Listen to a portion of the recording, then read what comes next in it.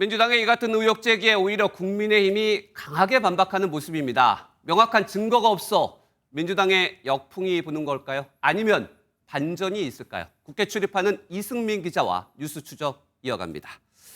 이 기자, 민주당이 아직까지 확실한 증거, 이른바 스모킹건은 제시하지 못하고 있어요. 그런데 공세 수위는 여전히 높아 보여요. 어떻습니까? 네, 어제 조 대법원장이 공식 부인을 했지만 네. 이 역시 증거가 없습니다. 그렇기 때문에 공식적으로 이를 믿을 수 없다는 게 여당의 입장입니다.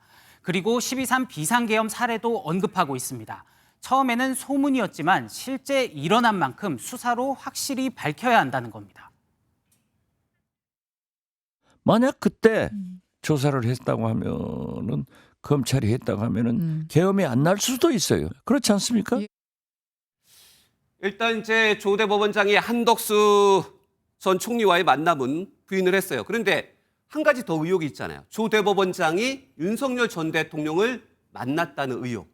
거기에 대해서는 어떻게 답변을 했습니까? 네, 조 대법원장이 어제 낸 입장문을 한번 보겠습니다. 한덕수 전 총리와는 물론이고 거론된 나머지 사람들과도 만나거나 대화한 적이 없다고 밝혔는데요. 오늘 대법원 관계자 역시 의혹이 제기된 기간에 조 대법원장과 한 전 총리가 만난 사실이 없다는 추가 입장을 발표했습니다. 하지만 서영교 의원이 제기한 두 가지 의혹 중 하나인 1년여 전 윤석열 전 대통령과의 만남 의혹에 대해선 언급이 없었습니다. 민주당은 이 점 역시 진실 규명이 필요하다는 입장입니다. 그러면 결국 정리를 해보면 민주당도 확실한 증거가 없고 조희대 대법원장도 아니라는 확실한 증거가 없으니 특검 수사로 진실을 규명하자는 게 민주당 주장 아니겠습니까? 특검은 뭐라고 합니까?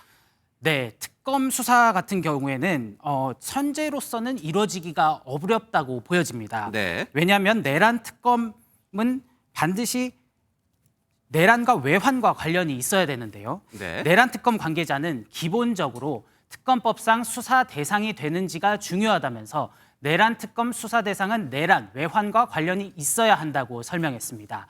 박지영 특검보는 고발장이 접수되기는 했지만 현 단계에서 수사에 착수할 만한 것은 없다고 선을 그었습니다. 네.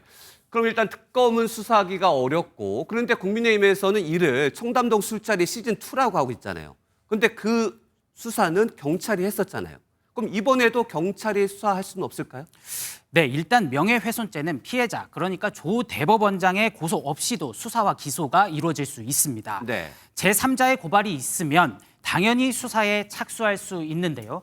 실제 오늘 보수 성향 단체들이 서영교 의원을 정보통신망법상 허위사실 적시에 의한 명예훼손 등 혐의로 서울경찰청에 고발했습니다. 다만 수사가 진척될 가능성은 크지 않습니다.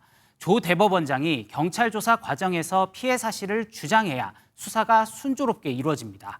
하지만 사법부 수장이 그렇게 대응하지는 않을 것이라는 게 법조계의 일반적인 관측입니다. 네. 양측 다 아직까지는 의혹만 남겨두고 있는 상황인 것 같습니다. 잘 들었습니다. 정치부 이승민 기자였습니다.